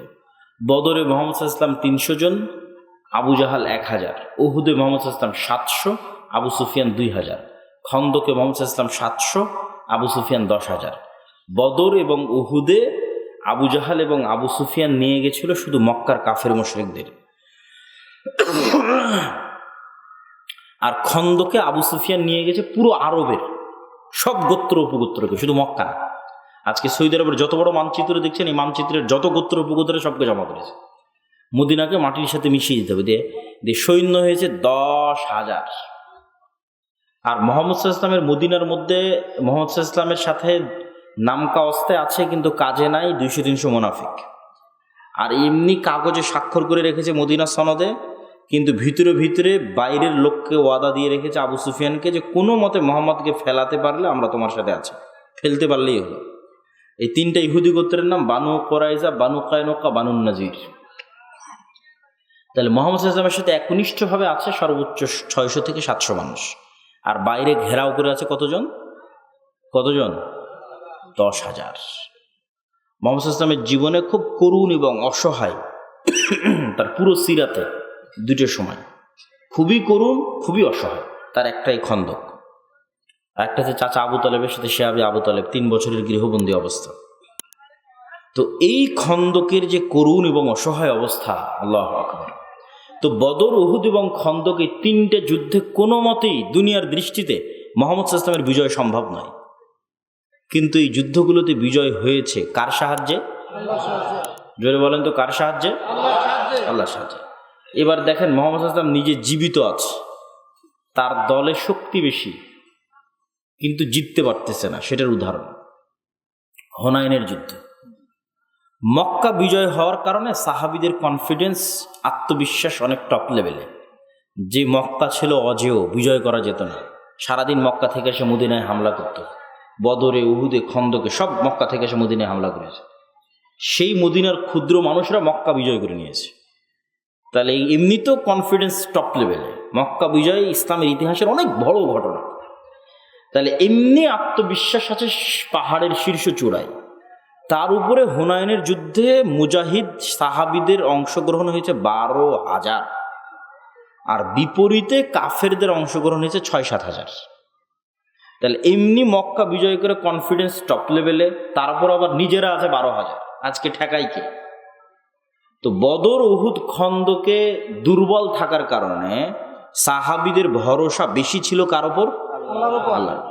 আর মক্কা বিজয়ের কনফিডেন্স আর হুনাইনের বিশাল সাহাবী, যেদিকে তাকায় মানুষ আর মানুষ, মুজাহিদ আর মুজাহিদ, আর সামনে ওরা 5-6 হাজার জন, ভরসা চলে এসেছে দুনিয়ার উপর। যুদ্ধ শুরু হওয়ার আধা ঘন্টার মধ্যে নবীর জীবদ্দশায় তার সাহাবীরা যুদ্ধের মাঠ ছেড়ে পালিয়ে যাচ্ছে। শেষ পর্যন্ত মুহাম্মদ সাল্লাল্লাহু আলাইহি ওয়াসাল্লাম নিজে তার যেই বাহনে ছিল সেই বাহন থেকে লাফ দিয়ে বিশাল বক্তব্য শুরু করলো, আনা ইবনু আব্দুল মুত্তালিব আনান নাবিয়্যু লা কাযিব। আরে তোমরা জানো আমি কে? আমি হচ্ছে কাবার রক্ষক, ইসমাইলের সন্তান, ইব্রাহিমের সন্তান, আব্দুল মুত্তালিবের ছেলে। আনান নাবিয়্যু লা কাযিব, আর আমি নবুয়তের দাবিদারে মিথ্যুক নই, বিজয় হবেই। তারপরে চাচাকে ডাক দিলেন, আব্বাস ইবনে আব্দুল মুত্তালিবকে। চাচাকে ডাক দিয়ে উনি যা যা বললেন চাচাকে তাই তাই বলতে লাগলেন। চাচার ভয়েস ছিল খুব হাই, মাইকের মতো। তারপরে সাহাবীরা ধীরে ধীরে ধীরে ধীরে আল্লাহ নবীর আওয়াজ শুনে, বক্তব্য শুনে ঘুরে দাঁড়াতে লাগলো। তো যাক, এই 4টে ঘটনার সামারি হচ্ছে নবীর জীবদ্দশাতেও দুনিয়ার শক্তি দিয়ে বিজয় হয় না। কার সাহায্য লাগে? জোরে বলেন তো, কার সাহায্য লাগে? আল্লাহর সাহায্য লাগে। তাহলে আল্লাহর সাহায্য ছাড়া ইসলাম আর মুসলমানদের বিজয় হয়নি, হবে না, ফুল স্টপ। এখন আপনি আল্লাহর সাহায্য পাচ্ছেন কিনা এটা খুঁজে দেখতে হবে, তাহলে বোঝা যাবে আমাদের গোলামি থেকে মুক্তি হবে কিনা। আল্লাহর সাহায্য থাকলে হবে, না থাকলে নাই। এই আল্লাহর সাহায্য কিভাবে আসে, পয়েন্ট নাম্বার 3 আমাদের আজকের আলোচনার। 5টা পয়েন্টে আলোচনা করব, 3 নম্বর পয়েন্টে ঢুকলাম। আল্লাহর সাহায্য আসে সৎ আমলের মাধ্যমে। ফরজ আমলগুলো তো আছেই, বাধ্যতামূলক। এই ফরজ আমলেরও অতিরিক্ত 2টে সৎ আমল আছে, যা আসমানি মদদকে, আসমান থেকে গায়েবী মদদকে পৃথিবীতে টেনে নিচে নামাতে, নামিয়ে নিয়ে আসতে সহযোগিতা করে, কাজ করে, টেকনোলজি। একটা হচ্ছে রাতের সালাত, আর একটা হচ্ছে সকাল সন্ধ্যার জিকির। মুহাম্মদ সাল্লাল্লাহু আলাইহি ওয়াসাল্লাম বদরের যুদ্ধে আগের রাতে লম্বা রাতের সালাত আদায় করছে। বদরের যুদ্ধের দিন তার তাঁবুতে, তার খিমায় লম্বা দোয়া করতেছেন। আবু বকর রাদিয়াল্লাহু তাআলা আনহু রাসূল সাল্লাল্লাহু আলাইহি ওয়াসাল্লামের রাতের সালাত এবং দোয়া দেখে ক্লান্ত হয়ে গেছে। মানে এত লম্বা সালাত আর এত লম্বা দোয়া যে আবু বকর রাদিয়াল্লাহু তাআলা আনহু ক্লান্ত হয়ে গেছে। কেননা যিনি দোয়া করতেছে উনি তো নবী, নবীর আবার এত দোয়া করা লাগে, নবীর আবার এত রাতের সালাত আদায় করা লাগে। তো ঘটনা হচ্ছে মুহাম্মদ সাল্লাল্লাহু আলাইহি ওয়াসাল্লাম আমার এবং আপনার চেয়ে এবং আবু বকর রাদিয়াল্লাহু তাআলা আনহুর চেয়ে এটা খুব ভালোভাবে জানতেন যে আগামীকাল বদরে আল্লাহর সহযোগিতা ছাড়া বিজয় সম্ভব নয়। বুঝতে পারছেন আমার কথা? এটা মুহাম্মদ সাল্লাল্লাহু আলাইহি ওয়াসাল্লাম আমার আপনার চেয়ে আবু বকরের চেয়েও ভালো জানতেন যে কাল বদরে জিততে হলে কার সহযোগিতা লাগবে। 2 নাম্বার, এটাও উনি খুব ভালোভাবে জানতো যে আমি যত বড় নবী হই, আল্লাহর সাহায্য আসমান থেকে নামাতে হলে আমাকে রাতে সালাত আদায় করতেই হবে। এখন আমাদের শিক্ষা কি এই পয়েন্ট থেকে, 3 নম্বর পয়েন্ট থেকে, যে পৃথিবীর একজন সর্বশ্রেষ্ঠ নবী, সর্বশ্রেষ্ঠ রাসূল, সর্বশ্রেষ্ঠ মানুষ আল্লাহর সাহায্য ছাড়া জিততে পারছে না। 1, 2, পৃথিবীর সর্বশ্রেষ্ঠ মানুষ, সর্বশ্রেষ্ঠ রাসূল আল্লাহর সাহায্য নিবে এই জন্য রাতের সালাতের মুখাপেক্ষী। আর আমরা বাংলাদেশের মানুষ, সারা বিশ্বের মুসলমানেরা, নাল্লাপল্লা, নরসিংদী, গাজীপুর, টাঙ্গাইলের মানুষেরা, সাভারের মানুষেরা, আমরা ইসলামকে রাষ্ট্রে প্রতিষ্ঠা করব, বিজয় করব মিছিল দিয়ে, তাকবীর দিয়ে, ভোট দিয়ে, নামাজ না পড়ে। আমার কথা বোঝা যায়? সর্বশ্রেষ্ঠ রাসূল আল্লাহর সাহায্য ছাড়া জিততে পারছে না, আর সর্বশ্রেষ্ঠ রাসূল আল্লাহর সাহায্য নিবে এই জন্য রাতের সালাতের মুখাপেক্ষি, 5 ওয়াক্ত সালাতের পরেও। আর আমরা 5 ওয়াক্ত সালাত আদায় না করেই কি হয়ে যাবে? তাকবীর দিয়ে ইসলাম বিজয় হয়ে যাবে। সম্মানিত উপস্থিতি, তাহলে সালাত যদি বুঝে যান যে আল্লাহর সাহায্য ছাড়া বিজয় সম্ভব নয়, এটা ফুল স্টপ, তাহলে এটাও বুঝে যাবেন যে আল্লাহর সাহায্য পৃথিবীতে নিয়ে আসার বড় মাধ্যম হচ্ছে সালাত। শ্রেষ্ঠ আর একটা হচ্ছে রাতের সালাত। এবং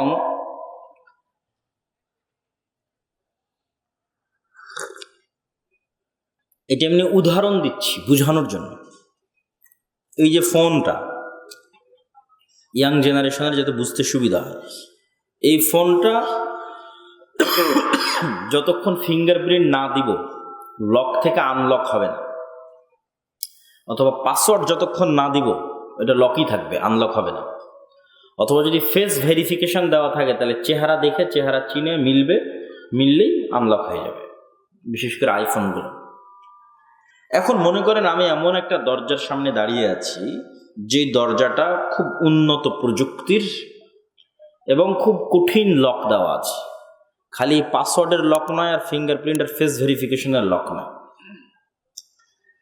সেই লকটা কি? এই পাসওয়ার্ডে 3টে ভাবে কাজ করলে লকটা ভাঙবে।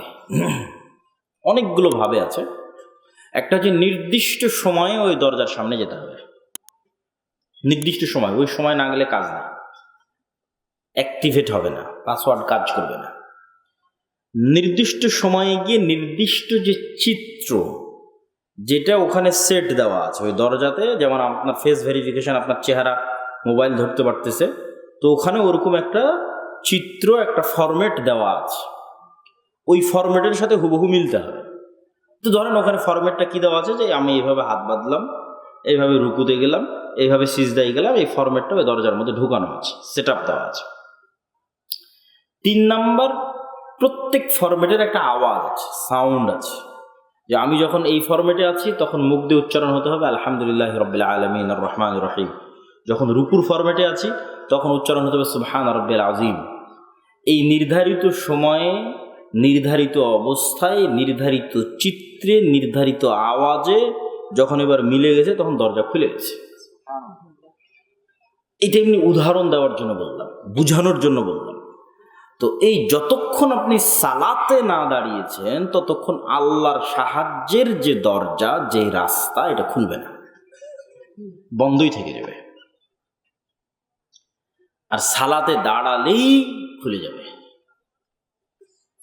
যেন 5 ওয়াক্ত সালাত ছাড়া, রাতের সালাত ছাড়া মুসলমানদের মুক্তির কোনো রাস্তা নাই, গোলামি থেকে মুক্তির কোনো রাস্তা নাই। কেন আগের পয়েন্ট ঠিক করে নিয়েছি, গোলামি থেকে মুক্তির রাস্তা কার সাহায্য ছাড়া হবে না? আল্লাহর সাহায্য। আর আল্লাহর সাহায্য সালাত ছাড়া আসবে না। যে 5 ওয়াক্ত সালাতে নাই ওকে আল্লাহ গনেও না, গনার মধ্যেই ধরে না, কাউন্টের মধ্যেই ধরে না। ওই কোন ভাগাড়ে পরে মরে গেল সেটাও দেখার বিষয় নয়। তাহলে গোলামি থেকে মুক্তি তো বহুদূরের কথা। শ্রেষ্ঠতম রাসূল গোলামি থেকে মুক্তির জন্য, বিজয়ের জন্য 5 ওয়াক্ত সালাতের পর রাতের সালাতের মোতাবেক। তাহলে আমাদের তো অন্তত কি আদায় করতে হবে? 5 ওয়াক্ত সালাত সঠিক সময়ে আদায় করতে হবে। এবং সালাত যে আল্লাহর সাহায্য পাওয়ার সর্বশ্রেষ্ঠ মাধ্যম, তার কত রাস্তা নেবে, কত দলিল নেবেন, বহু বক্তব্যে বহু দলিল আমি তুলে ধরেছি। সেটা সারার ঘটনা হোক, সেটা রাসূল সাল্লাল্লাহু আলাইহি ওয়াসাল্লামের বিভিন্ন বিপদ আপদে পড়ে সালাত আদায় হোক, সেটা যুদ্ধের মাঠে সালাতুল খওফ হোক, সেটা সূর্য গ্রহণের সালাত হোক, চন্দ্র গ্রহণের সালাত হোক, সেটা আপনার অনাবৃষ্টির মধ্যে বৃষ্টি প্রার্থনার সালাত হোক, এগুলো সব ওই গায়েবী মদদের রাস্তার যে লক, ওই লকটা ওপেন করে দেয়, খুলে দেয়, ওই দরজাকে উন্মুক্ত করে দেয়। এই জন্য যুদ্ধের মাঠেও আল্লাহর নবী বলছে যে অর্ধেক গার্ড দিয়ে বাকি অর্ধেক সালাত আদায়। কেননা দুনিয়ার দৃষ্টিতে তো সবাই মিলে আরো যুদ্ধ করলে ভালো হয়, কিন্তু অর্ধেক সালাত আদায় করলে তো যুদ্ধ দুর্বল হয়ে যাবে। কিন্তু ওই যে আগের পয়েন্ট ঠিক করে দিয়েছি, তুমি ইসলামের নামে কালেমা লা ইলাহা ইল্লাল্লাহর পতাকা নিয়ে যুদ্ধ করছো, তোমার এই যুদ্ধে ভাই দুনিয়ার শক্তিতে বিজয় হবে না। তোমার এই যুদ্ধে বিজয় হবে আগে কার সাহায্য থাকলে? আল্লাহর সাহায্য থাকলে। তাহলে আগে তোমাকে কি আদায় করতে হবে? সালাত আদায় করতে হবে। অত বইটা দেখে লাভ নাই তোমার দুনিয়াবী শক্তি কতটুকু আছে না আছে। অর্ধেক যুদ্ধ চালাও, অর্ধেক সালাত আদায় করো। ওটাই টেকনোলজি, ওটা আসমানি সহযোগিতা পৃথিবীতে নিয়ে আসবে। ওইটা তো তুমি নয়, আল্লাহ তোমার সাথে নাই। অন্তত ইসলাম আর মুসলমানের নামে বিজয় হবে না। আর একটা সৎ আমল হচ্ছে সকাল সন্ধ্যার জিকির। সকাল সন্ধ্যার জিকির বা জিকির এমন এক ইবাদত, এমন এক সৎ আমল, পৃথিবীর এমন কোনো অসম্ভব নাই যা সম্ভব করা সম্ভব নয় জিকির দিয়ে। সকাল সন্ধ্যার জিকির দিয়ে, আল্লাহ সুবহানাহু ওয়া তাআলার জিকির দিয়ে। এটার বেশি দলিল দিব না, দুটো দলিল দিই। আল্লাহ সুবহানাহু ওয়া তাআলা মুসা আলাইহিস সালাম এই জিকিরের উপর বিস্তর আলোচনা আছে, পুরো একটা অধ্যায়ের আলোচনা আছে আল্লাহর পথে যাত্রা এই বইয়ের মধ্যে, বিভিন্ন আঙ্গিকে, বিভিন্ন অ্যাঙ্গেলে। এবং যে কেউ পড়বে তার মন গলতে বাধ্য হবে এবং জিকির করতে মন চাইবে, আগ্রহী হবে। তো সহজ ভাষায় সারমর্মটা আমি এই দিয়ে এই পয়েন্ট 3 নম্বর পয়েন্ট শেষ করে দেবো, কেন আরো 2টা পয়েন্ট আছে, রাত গভীর হয়ে যাচ্ছে। সেটা হচ্ছে মুসা আলাইহিস সালাতু ওয়াস সালামকে আল্লাহ বললেন, যখন সব কিছু দিয়ে দিলেন, ভাই হারুনকে দিলেন, লাঠি দিলেন, বগলের মধ্যে হাত দিলে জল জল করছে সেটা দিলেন, তোতলামি ছিল সেটা ভালো করে দিলেন, সব দেওয়ার পর আল্লাহ বলছেন ওয়ালা তানিয়া ফি জিক্রি, মুসা তুমি আমার জিকির করতে ভুলিও না। কেননা জিকির করতে ভুলে গেলে সব ডিঅ্যাক্টিভেট হয়ে যাবে। সব ডিঅ্যাক্টিভেট হয়ে যাবে মানে, ধরেন আপনাকে বোঝানোর জন্য বলতেছি, উদাহরণ দিয়ে বলতেছি। কল্পনা করেন যে মুসা আলাইহিস সালাতু ওয়াস সালাম 1 সপ্তাহ থেকে আর সালাত আদায় করে না, আর জিকির করে না। কল্পনা করেন দেখুন মুসা আলাইহিস সালাম লাঠিটা ছাড়তেছে আর সাপ হয় না, লাঠিটা সমুদ্রের উপর বাড়ি দিচ্ছে আর রাস্তা তৈরি হয় না, লাঠি পাথরের উপর বাড়ি দিচ্ছে আর ঝর্ণা তৈরি হয় না। এগুলো সব ডিঅ্যাক্টিভেট হয়ে গেছে। ফেসবুকের অ্যাকাউন্ট যেমন ডিঅ্যাক্টিভেট হয়ে যায়, কথা বুঝছেন না, আর ফাংশন আর কাজ করতেছে না। ওইটা অ্যাক্টিভেট থাকবে কতক্ষণ? যতক্ষণ মুসা আলাইহিস সালাম জিকির এবং সালাতে আল্লাহর সাথে কানেক্টেড থাকবে। বলেন আল্লাহু আকবার। ওই জন্য আল্লাহ সাথে সাথে বলে দিয়েছে ওয়ালা তানিয়া ফি জিক্রি, মুসা সব অসম্ভব সম্ভব হয়ে যাবে। তোমাকে যা দিয়েছি এটাতে সব অসম্ভব সম্ভব হয়ে যাবে, শুধু আমার জিকির ভোলা যাবে না, বাস সব অ্যাক্টিভেট থাকবে। তুমি কত বড় বিপদে আছো, আল্লাহ সুবহানাহু ওয়া তাআলা তোমার সাথে আছে। কাকে ভোলা যাবে না? আল্লাহ। এখন তুমি লাঠি সমুদ্রে মারো, রাস্তা তৈরি হয়ে যাবে। এখন তুমি লাঠি পাথরে আঘাত করো, ঝর্ণা তৈরি হয়ে যাবে। আর আল্লাহকে ভুলে গেছো, সব শেষ। মোবাইলে চার্জই নাই তো ফাংশন কি হবে, মোবাইল অন হবে কি হবে? তাহলে জিকির সকল অসম্ভবকে সম্ভব করে দিতে পারে। আর একটা দলিল, জাকারিয়া আলাইহিস সালাতু ওয়াস সালাম যখন মারিয়াম আলাইহিস সালাতু ওয়াস সালামের ওখানে যান, কুল্লামা দাখালা আলাইহা জাকারিয়াল মিহরাব ওয়াজাদা ইনদাহা রিজকা ক্বালা ইয়া মারইয়াম আন্না লাকি হাযা ক্বালাত হিয়া মিন ইনদিল্লাহ ইন্নাল্লাহা ইয়ারযুকু মান ইয়াশা বিগাইরি হিসাব। প্রত্যেকবার যখনই জাকারিয়া আলাইহিস সালাম মারিয়াম আলাইহিস সালামের কাছে যান, দেখেন অসময়ের ফলমূল। জিজ্ঞেস করেন মারিয়াম এগুলো কোথায় থেকে আসে? বলেন আল্লাহর পক্ষ থেকে আসে। আল্লাহ যাকে ইচ্ছা তাকে বেহিসাব রিজিক দিতে পারে। হুনালিকা দাআ জাকারিয়া রাব্বাহ, ওখানেই জাকারিয়া সালাতে দাঁড়িয়ে আল্লাহর কাছে দোয়া করতে লাগলো, আল্লাহ আমাকেও এরকম একটা ছেলে দাও। তো সাথে সাথে আল্লাহ ফেরেশতাদের দিয়ে জাকারিয়াকে সুসংবাদ দিলেন যে তোমার ছেলে হবে, তার নামও আমি আল্লাহ রেখে দিলাম, নাম হচ্ছে ইয়াহিয়া।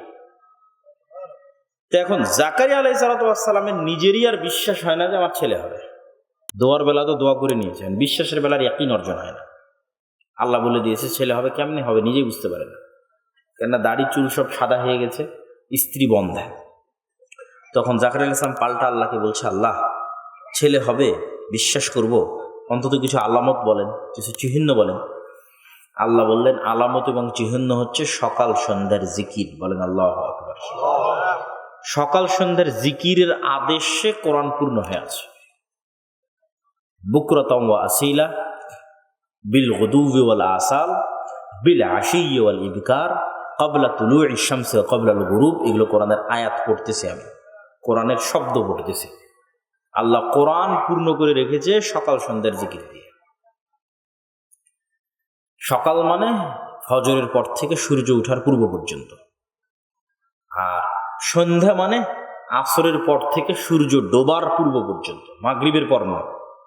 সন্ধ্যার জিকির মানে মাগরিবের পরে না, সন্ধ্যার জিকির মানে আসরের পর থেকে নিয়ে সূর্য ডোবার পূর্ব পর্যন্ত। এই দুইটা সময় পৃথিবীর শ্রেষ্ঠতম সময়ের একটা, যে সময় আল্লাহ সুবহানাহু ওয়া তাআলার জিকির করতে হয়, আল্লাহ সুবহানাহু ওয়া তাআলাকে স্মরণ করতে হয়। তো জিকির খুবই পাওয়ারফুল। এটা কেন পাওয়ারফুল, কেন শক্তিশালী, তার বিস্তারিত বিবরণে আজকে আর গেলাম না। অনেক বক্তব্যে আরো বিস্তারিত, আরো লম্বা আলোচনা করেছি। আর একদম পূর্ণ বিস্তারিত আলোচনা আল্লাহর পথে যাত্রা বইয়ের মধ্যে আছে। 4 নম্বর পয়েন্টে চলে যাই। এতক্ষণ যে 3 পয়েন্টে আলোচনা করলাম সব গায়েবের সাথে সংশ্লিষ্ট। ঈমান বিল গায়েবে ইয়াকিন, আল্লাহর সাহায্য ছাড়া বিজয় হয় না। আল্লাহর সাহায্য পেতে চাইলে সৎ আমল লাগবে। সৎ আমলের মধ্যে ফরজের বাইরেও রাতের সালাত আর সকাল সন্ধ্যার জিকির লাগবে। এই হলো সবগুলো গায়েবের সাথে। এখন দুনিয়াতে কি করব, দুনিয়ার কাজ কি? আমি যে গোলামি থেকে মুক্তি পেতে চাই, দুনিয়ার কাজ কি? দুনিয়াকে আল্লাহ সুবহানাহু ওয়া তাআলা কিছু ফাংশনের উপর ডেভেলপ করেছে। যেই ফাংশনগুলো, যে রুলসগুলো, যে নিয়মগুলো আল্লাহ ভাঙ্গেন না, এটাকে আরবিতে বলে সুন্নাতুল্লাহ, আল্লাহর দেওয়া নিয়ম। যেমন আগুনকে আল্লাহ পুড়ানোর জন্যই তৈরি করেছে, ছুরিকে আল্লাহ কাটার জন্যই তৈরি করেছে। এখন ছুরি যদি পৃথিবীর সবচেয়ে পরহেজগার মানুষের গলাতেও ধরা হয়, কাটবে। হামজা রাদিয়াল্লাহু তাআলা নাকি কাটে ফেলে দেয়নি যুদ্ধের মাঠে? আল্লাহ নবীর কত সাহাবীকে কেটে ফেলে দিয়েছে যুদ্ধের মাঠে, তো ওদের উপর ছুরি কাজ করতো না? করবে। কেন? এটার উপরে আল্লাহ পৃথিবী ফাংশন করেছে, ডেভেলপ করেছে, পৃথিবী সাজিয়েছে। খুব কম, রেয়ার কেস, খুব কম আল্লাহ রুল ব্রেক করে। ইব্রাহিম আলাইহিস সালামের ক্ষেত্রে আল্লাহ নিয়ম ভঙ্গ করেছে।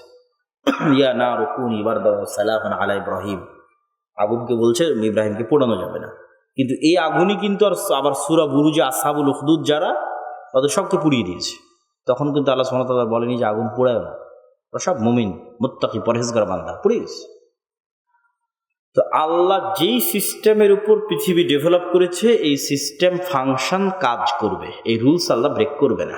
এখন এই মোবাইল যে ডেভেলপ করেছে, মোবাইলের যেটা ফ্ল্যাশ লাইট জ্বালার বাটন আছে, ওই বাটনে যদি হিন্দু, ইহুদি, বৌদ্ধ, খ্রিস্টান, মুসলমান সবাই চাপ দেয়, কাজ করবে না? করবে না? কাজ করবে। এই মোবাইল কিন্তু আর বলবে না যে তুই হিন্দু, এখন আর ফ্ল্যাশ লাইট জ্বলবো না, আর তুই মুসলমান, এখন আর কলে রিং হবে না, এটা কিন্তু বলবে না। যেই ফাংশনের উপর ডেভেলপ করা আছে ওইটাই করবে। ঠিক আছে? এখন আল্লাহ সুবহানাহু ওয়া তাআলা পৃথিবীকে এই ফাংশনের উপর ডেভেলপ করেছে যে জ্ঞান এবং শিক্ষা, এই বাটনটা যে চাপ দিবে ও নেতা হবে। এটা একটা বাটন, মোবাইলের বাটনের মতো। যে জ্ঞান এবং শিক্ষার বাটনে যে চাপ দিবে সে কি হবে? একটু জোরে বলেন, বক্তব্য শুনছেন না শুনছেন না? জ্ঞান এবং শিক্ষার বাটনে চাপ দিলে সে কি হবে? জোরে বলেন তো, সে কি হবে? নেতা হবে। এখন ইহুদির সন্তান, খ্রিস্টানের সন্তান, আমেরিকা এবং ইউরোপে যারা আছে, ওরা জ্ঞান অর্জন করছে, শিক্ষা অর্জন করছে। আর নাল্লাপল্লা, সাভার, ঢাকা, নরসিংদী, গাজীপুর, টাঙ্গাইলের যুবকেরা ফেসবুক, ফ্রি ফায়ার, পাবজি, বিড়ি, সিগারেট, নেশা, আইপিএল, বিপিএল, বিশ্বকাপ ফুটবল, বিশ্বকাপ ক্রিকেট, অনলাইন বেটিং, টিকটক, সময় নষ্টের যত রাস্তা আছে, ভিডিও গেম, সব সময় নষ্টের রাস্তায় এরা আছে। তখন আল্লাহ এসে কি বলবে, এই ইহুদি খ্রিস্টানরা তোরা থাম, আমার নাল্লা পল্লাতে একটা মুসলমান মদখোর জুয়াখোর আছে, ওকে নেতা বানাবো। আমার কথা বুঝা যায়? কিছু বলেন না যে কথা কি বোঝা যায়? এই নাল্লা পল্লার মদখোর জুয়াখোরকে আল্লাহ নেতা বানাবে না, ওই ফাংশন যে ইউজ করতেছে ওকে আল্লাহ আটকাবে না, যে জ্ঞান এবং শিক্ষার বাটনে চাপ দিবেও নেতা হবে। আপনিও যখন জ্ঞান এবং শিক্ষায় সর্বোচ্চ দেওয়ার চেষ্টা করবেন আর আগের তিনটে থাকবে, তখন আল্লাহর সহযোগিতায় আপনি অরপর বিজয়ী হয়ে যাবেন। ও যতই জ্ঞান এবং শিক্ষা অর্জন করুক অরপর বিজয়ী হয়ে যাবে। কিন্তু এই বাটন যতক্ষণ চাপ না দিয়েছেন ততক্ষণ ফাংশন কাজ করবে না, দুনিয়ার যে কাজ সেটা কাজ করবে না। ও যে অর্জন করছে সে নেতা হয়ে যাবে। এটার উপর পৃথিবী সাজানো আছে। আর দলিল কি এটার উপর যে সাজানো আছে? আল্লাহ সুবহানাহু ওয়া তাআলা নিজেই সবচেয়ে জ্ঞানী। আল্লাহ সুবহানাহু ওয়া তাআলা উলুহিয়াতের দাবি করেছে, সবচেয়ে শক্তি এবং ক্ষমতার দাবি করেছে, এবং এই দাবির অন্যতম একটা ভিত্তি হচ্ছে আল্লাহ সুবহানাহু ওয়া তাআলা সবকিছু জানে।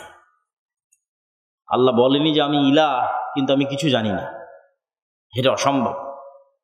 যে কিছু জানে না সে ইলাহ হতে পারে না, যে অল্প জানে সেও ইলাহ হতে পারে না। ইলাহ সেই হতে পারে যে সব কিছু জানে। আল্লাহ বলেনি যে আমি সবার চেয়ে শক্তিশালী, যা ইচ্ছা তাই করতে পারি, কিন্তু আমি কিচ্ছু জানি না। জি না, অসম্ভব। যে কিছুই জানে না ও জীবনেও শক্তিশালী হতে পারে না, ও জীবনেও সর্বশক্তিমান হতে পারে না। যে অল্প জানে সেও সর্বশক্তিমান হতে পারে না। সর্বশক্তিমান সেই হতে পারে যে সব জানে। বলেন আল্লাহু আকবার। তাহলে জ্ঞান কার গুণ? জ্ঞান কার গুণ? এটা আল্লাহর, রব্বুল আলামিনের গুণ। তারপর এবার আদম আলাইহিস সালাতু ওয়াস সালামকে যখন আল্লাহ সৃষ্টি করলো, তখন আল্লাহ আদম আলাইহিস সালাতু ওয়াস সালামকে জ্ঞানের শ্রেষ্ঠত্ব দিল। জিন এবং ফেরেশতাদের উপর শ্রেষ্ঠত্ব দিল জ্ঞান দিয়ে। এবার লাস্ট দলিল, সংক্ষেপে দলিল দিই। তলুতকে যখন নেতা বানালো তখন আল্লাহ কোরআনে বলছে বাসতাতাং ফিল ইলমি ওয়াল জিসম, আমি তলুতকে তোমাদের নেতা বানিয়েছি টাকার কারণে নয়, টাকা দিয়ে নেতা হয় না। আমি তলুতকে তোমাদের নেতা বানিয়েছি বংশ পরিবারের কারণে নয়, বংশ পরিবার দিয়ে নেতা হয় না। তলুত তোমাদের চেয়ে জ্ঞানী বেশি, এই জন্য নেতা বানিয়েছি। তাহলে যে জ্ঞানী হয় সে কি হয়? সে নেতা হয়। তাহলে জুয়াখোর, মদখোর, বিড়িখোর, সিগারেটখোর এরা নেতা হয় না, এরা গোলাম। এবং এমনিতেও যদি আপনি মানুষকে গোলাম রাখতে চান, এমনিতেও ধরেন আল্লাহ সুবহানাহু ওয়া তাআলার সিস্টেম বাদ দিলাম, আমি চিন্তা করতেছি যে আমার নাল্লা পল্লার এই পুরো এলাকাটার দরকার, এই এলাকার মানুষজনকে গোলাম রাখতে হবে। তাহলে এই এলাকার যুবকদেরকে যদি নেশা আর জুয়া, মদ আর জুয়া এই দুইটার মধ্যে ব্যস্ত রাখতে পারি, ওদেরকে আমি ইজিলি গোলাম বানাতে পারবো। 5 টাকা 10 টাকায় বিক্রি হয়ে যাবে, একটা সিগারেটের প্যাকেটে বিক্রি হয়ে যাবে, একটা বিড়ির প্যাকেটে বিক্রি হয়ে যাবে, একটা জুয়ার আসরে বিক্রি হয়ে যাবে, একটা মদের বোতলে বিক্রি হয়ে যাবে। বুঝেননি? আর যদি ও এইটাতে বিক্রি না হয়, জ্ঞান অর্জন করে, তাহলে পাল্টে এসে আমাকে প্রশ্ন করবে, এই তুই কি করছিস? তাহলে তো বিপদ। তাহলে ওকে যত জুয়াখোর, নেশাখোর বানাতে পারবো তত আমার জন্য ভালো। এই একই কাজ ইহুদিরা করে, যে সারা মুসলমানদেরকে জুয়াখোর, মদখোর বানিয়ে দেয়। একই কাজ ভারত করে, যত ফেন্সিডিল মদ আছে বাংলাদেশে ঢুকাও। এরা যদি মদখোর, জুয়াখোর না হয় তাহলে ওসমান হাদির মতো উঠে উঠে তো প্রশ্ন করবে, তত বিপদ। জ্ঞান অর্জন করলেই দাঁড়িয়ে কি করবে? প্রশ্ন করবে। তাদের জ্ঞান অর্জন করার সুযোগই দিও না, গোলাম রেখে দাও। তাহলে এমনিতেও দুনিয়ার সিস্টেমে যে জ্ঞান অর্জন করে না সে গোলাম থাকে। এবার পয়েন্ট নাম্বার 5, এই 5 নাম্বার পয়েন্ট সবচেয়ে গুরুত্বপূর্ণ। এই 5 নাম্বার পয়েন্টের উপর আমি দীর্ঘ 2 বছর থেকে বক্তব্য দিয়ে আসতেছি। আমার এমন কোনো বক্তব্য নাই যে বক্তব্যে এই পয়েন্টের উপর আলোচনা নাই। তবে তার আগে জরুরি গুরুত্বপূর্ণ 2-1টা কথা। একটা হচ্ছে, এখানে যেহেতু মক্তবের ট্রেনিং প্রাপ্ত শিক্ষক আছে, তার মানে মাসিক আল ইতিসাম আসে আমার ধারণা। মাশাআল্লাহ, মাসিক আল ইতিসাম যদি আসে, মাসিক আল ইতিসাম পড়তে হবে। এটা স্থায়ী সম্পর্ক।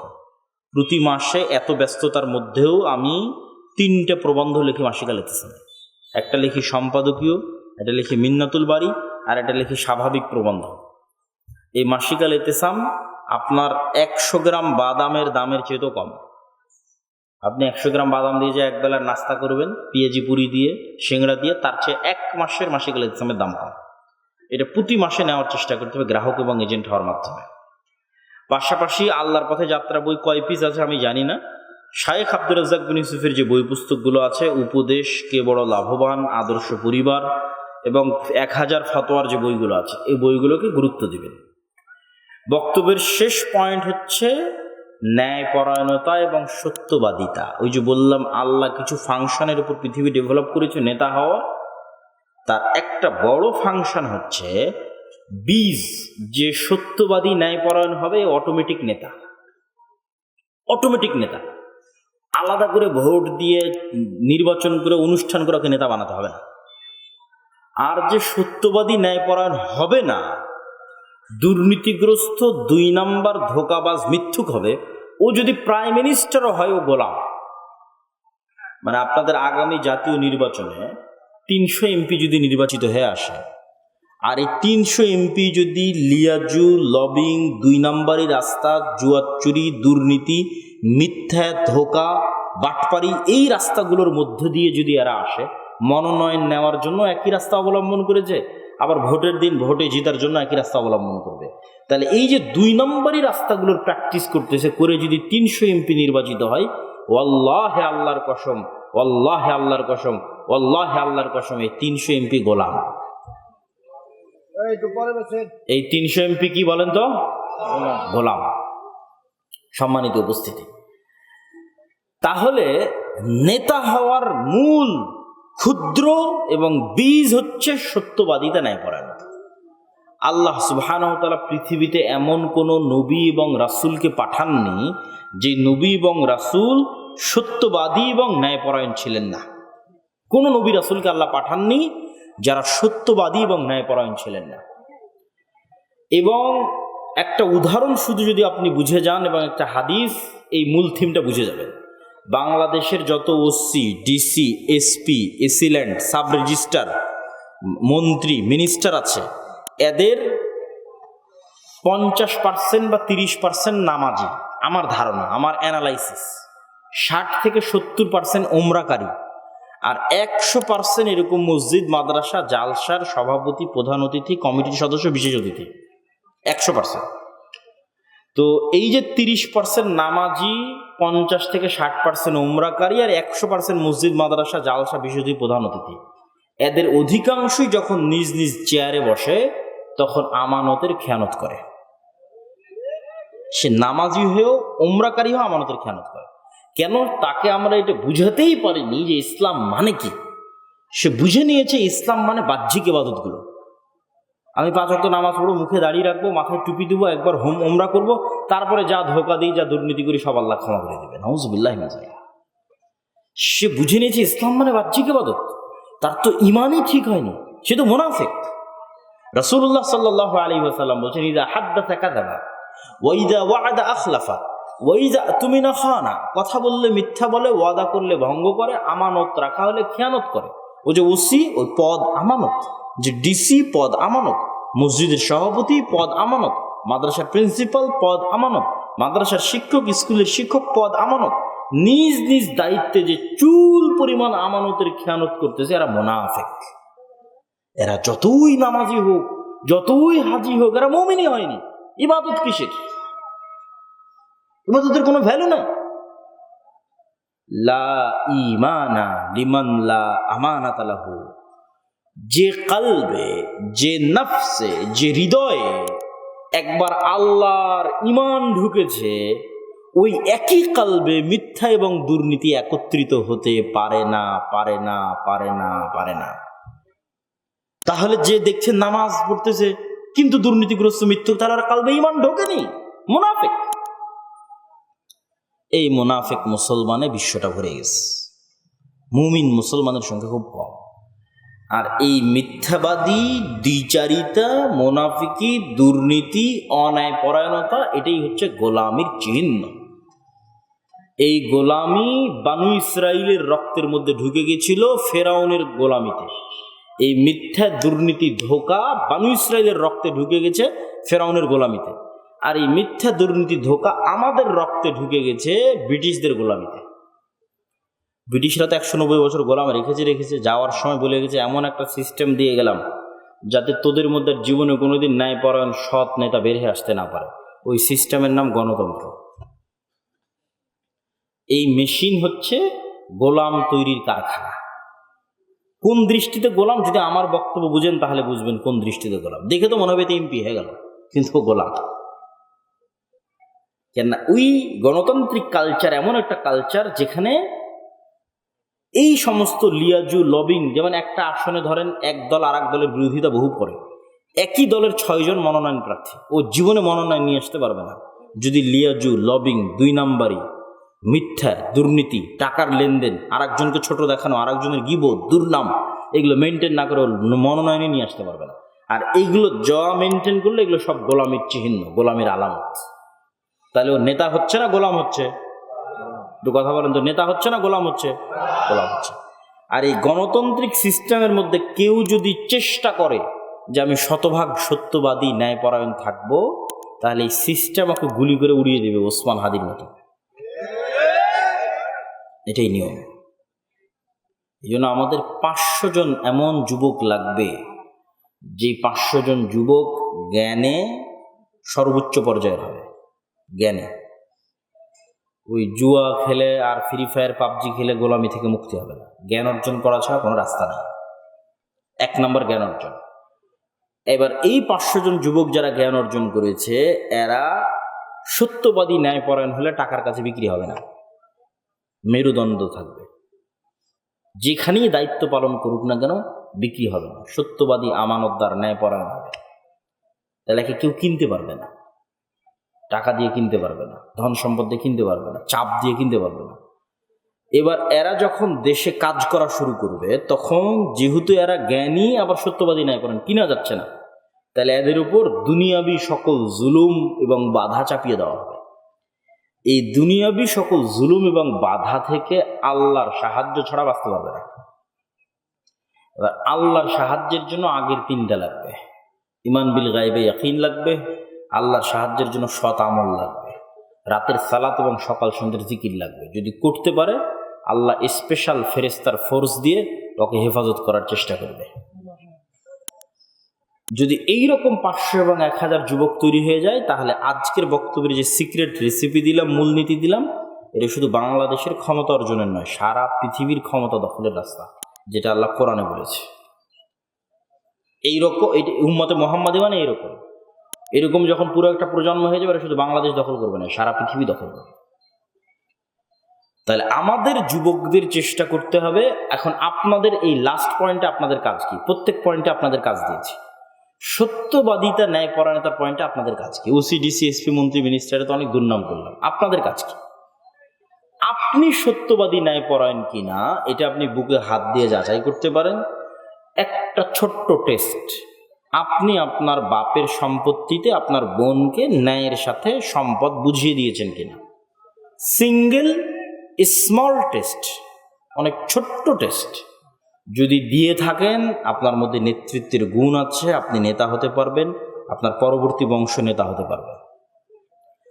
আর যদি গড়িমসি করে থাকেন, নিজে রাস্তার পাশে নিয়েছেন, বোনকে নদীরটা দিয়েছেন, চরেরটা দিয়েছেন, ঠিক আছে, নিজে ভিটেরটা নিয়েছেন, বোনকে যেটা ফসল কম আবাদি হয়, কম দামি, সেটা দিয়েছেন, অথবা দেননি, তাহলে নিশ্চিত থাকেন আপনার মধ্যে গোলামির কালচার বিরাজ করছে। আপনার পরবর্তী 14 প্রজন্ম গোলাম হবে, ভারতের গোলামি করবে, আমেরিকার গোলামি করবে, জীবনে কোনোদিন নেতা হতে পারবে না। এবং আপনাকে যদি আমি কালকে প্রধানমন্ত্রী করে দিই, আপনি গত 16 বছর যা দুর্নীতি হয়েছে তার চেয়ে বেশি দুর্নীতি করবেন। তাহলে সত্যবাদিতা এবং ন্যায়পরায়ণতার যাত্রাটা নিজে থেকে। আমি কি আমার স্ত্রীর প্রতি ন্যায় করছি শতভাগ? আমি কি আমার বাপ মায়ের সাথে ন্যায় করলাম? আমি যে স্কুলের টিচার, মসজিদের ইমাম, আমি কি ন্যায় করেছি? এই ন্যায়ের সংগ্রাম যেদিন শুরু হয়ে যাবে, ওই দিন মুসলমানেরা নেতা হয়ে গেছে, নেতা।